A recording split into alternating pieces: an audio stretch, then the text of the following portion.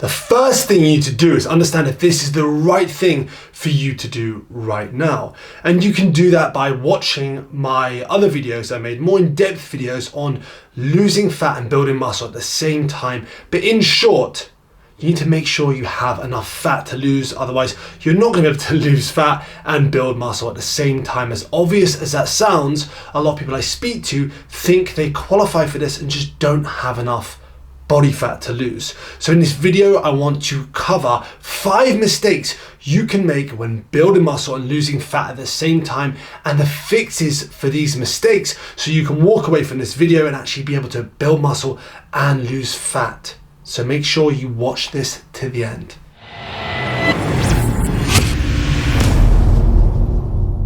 Mistake number 1, you're under eating. Most people are just like, what?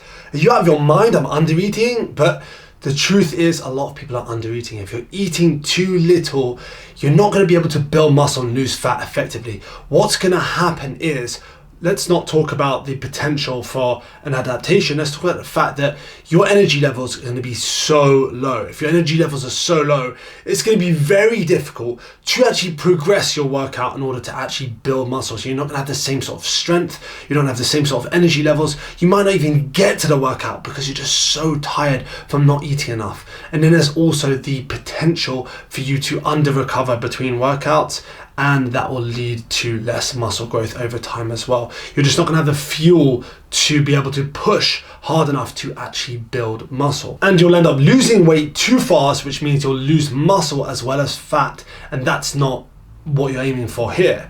And when you're too low in calories, it can actually increase stress in the body. And obviously the less you eat, the more this stress will go up by. And then what will happen is that will pile up with life stress, and obviously the stress, the good stress that we want, and it'll just become too much stress. And then your body will not want to build muscle. In this stressed out state, you'll find it harder to sleep, your sex drive will go down, just your hormones, your testosterone will drop significantly. You'll be in a way less favorable state to build muscle, and in some cases you will actually lose muscle. And not to mention the fact that it'll increase your chance of getting injured significantly, because combine less energy, more stress, less sleep, like the list goes on. It's not a place you want to be in. So instead, what I actually recommend is starting at maintenance calories. Spend 2 to 3 weeks at maintenance calories. This will help teach you portion sizes, get you used to that state, bring stress right down. And then what you can do is, depending on how much body fat you have to lose, you can drop into a 20 to 25% if you have a lot of body fat to lose, and a 10 to 15% deficit if you have maybe you're skinny fat, maybe you're around 15 to 20% body fat. And follow this and keep adapting your calories according to your weight loss. Mistake number 2, you're not following a progressive resistance training program, or maybe you think you are, but it's not actually progressive.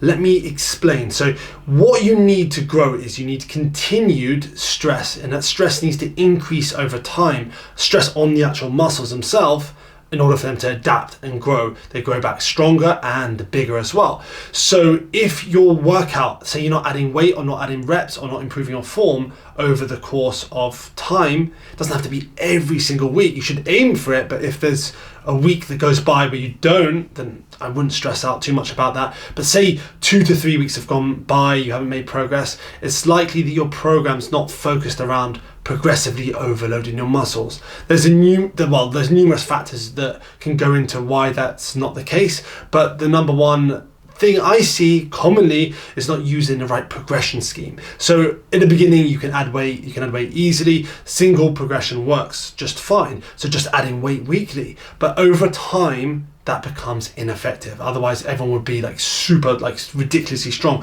So I actually suggest using a double progression model. So what that focuses on, either increasing the amount of reps you're doing weekly, or increasing the amount of weight, or sometimes both at the same time. But anyway, there should be an example on screen. Otherwise, I don't want to get too far into this because this video is not based around that specific progression model, but you should be following this progression model, a double progression model, which is going to mean you're always improving in some way, shape or form over the course of 4, 8, 10, 12 weeks. You're seeing significant improvements and you're progressively overloading your muscles in a way you should be. Mistake number 3, you're just doing too much cardio. You think that by doing like all this cardio, you're going to speed things up, but the truth is you're not going to. You're actually going to interfere with your ability to progressively overload. If you're constantly fatigued and constantly recovering from runs, you're not going to be able to progressively overload your muscles in the same way. And especially if you're going to the gym, doing cardio, then weights, that's also going to impact it as well. So what I suggest instead is getting those daily walks in. I've done a video on how to get those daily walks in and aiming for 10,000 steps per day. But if you want to add in cardio, you can add 1 to 2 sessions of steady state cardio per week. I would suggest on a low impact piece of machine, like a rowing machine or a bike. That's going to be less impact on your joints and muscles, less time to recover between that as well. I suggest doing 20 to 30 minutes. That's twice a week. Number 4, some of you won't like this, but your low carb diet is holding you back from building muscle and losing fat. You can still obviously build muscle and lose fat following a low carb diet. It's just not the best way. And muscle growth is generally slower when following a low carb diet. The research has suggested this in the past. There have obviously been papers where people have built similar amounts of muscle in a short space of time, but over the long term, you build less muscle when following a low carb diet, especially like a ketogenic diet, if that's something you're following or want to follow. And also when it comes to low carb diets, generally speaking, most people experience higher stress levels. Higher stress levels are not good for building muscle and also for recovering over time.